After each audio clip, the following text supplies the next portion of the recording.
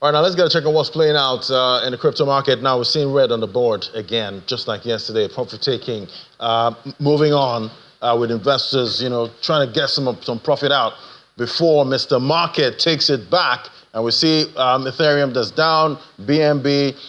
Yesterday we saw the stable coins trying to keep up.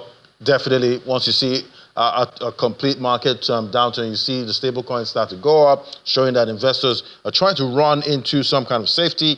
Let's look at the headlines now. We see the U.S. is dominating with Bitcoin holding as U.S. entities based on, significantly, we've seen significant rise there for those entities that are offshore, that are holding in the U.S. They're dominating those offshore, and that's according to crypto counts there. And we see the SEC in Nigeria, the Securities and Exchange Commission, they're warning that some of these virtual asset service providers might not get their license. That's if they don't meet the regulatory requirements. So we see a stern warning there from the SEC. Then the International Monetary Fund has recommended that Kenya, they should create a clear regulatory framework for its cryptocurrency market. The call is coming after rising concerns about consumer protection, anti-money laundering, and combating terrorism financing. So those are the top headlines there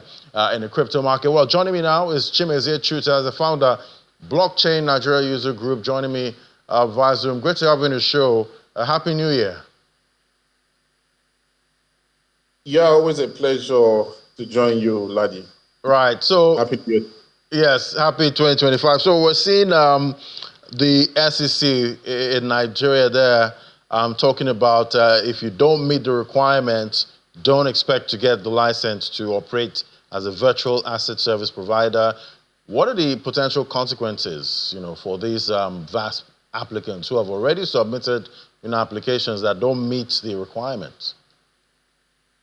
Okay, so typically this is going to be the usual case of many are called, but very few are going to be eventually chosen, because the business of regulation is a serious business. So you just can't license everyone that turns up, whether or not they met those conditions. In fact, the conditions should be so stringent that it will discourage unserious participants.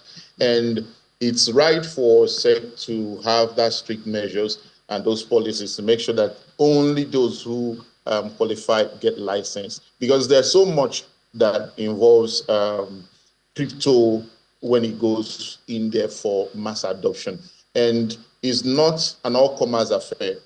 I greatly support the effort by the SEC to make it a real serious business by making sure that only qualified entities get licensed. Well, how would you describe, the SEC's stance, and approach when it comes to issuing, the vast licenses? Would you say they're overly strict or just okay?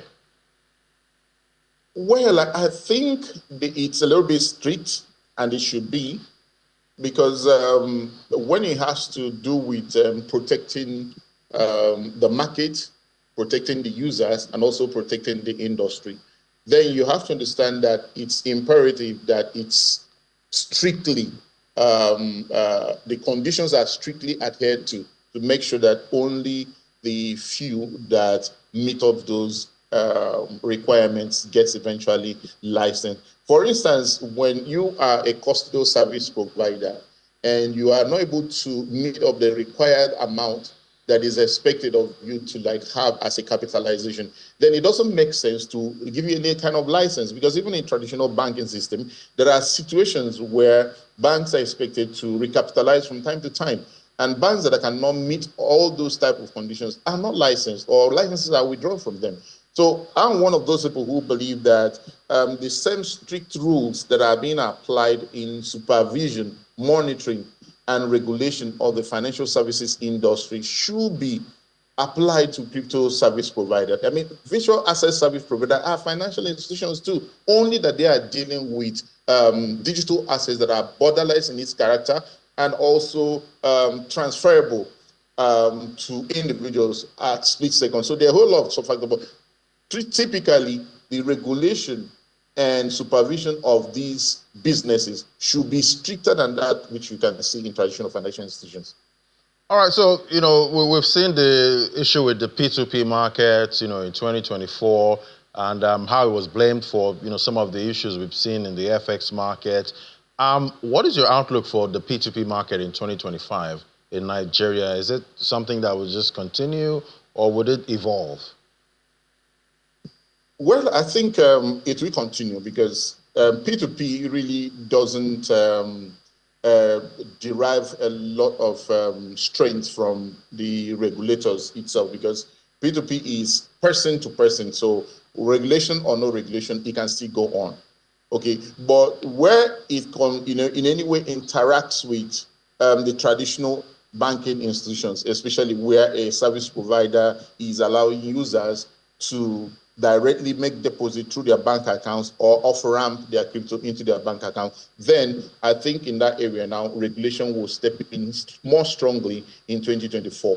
And it's expected that all those that are licensed should definitely be able to adhere to the conditions and the reporting standards that have been put in place by the regulators. So for me, in 2025, I think the market will be usual, because Nigerians were heavy users when it comes to the P2P area. We might not be very good in the volume of assets that we transact in the exchanges, but then in terms of number of participants and users, we're going to see an increased much number in 2025.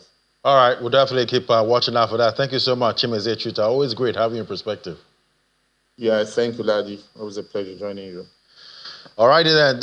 So that's how most of the markets we track are looking. Looking at crypto market, it's still profit taking going on there. We're seeing the downtrend when it comes to the Asia markets that we track, but still a lot to expect. When it comes to interest rates in the global economy. Thank you so much for watching today. I'm Ladi Williams from me and the team right here at Channels HQ. It's bye for now.